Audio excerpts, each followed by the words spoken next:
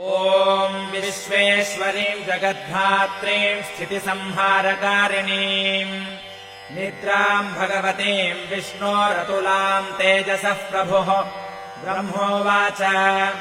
त्वम् स्वाहा त्वम् स्वधा त्वम् हि वषट्कारस्वरात्मिका सुधा त्वमक्षरे नित्ये त्रिधा मात्रात्मिका स्थिता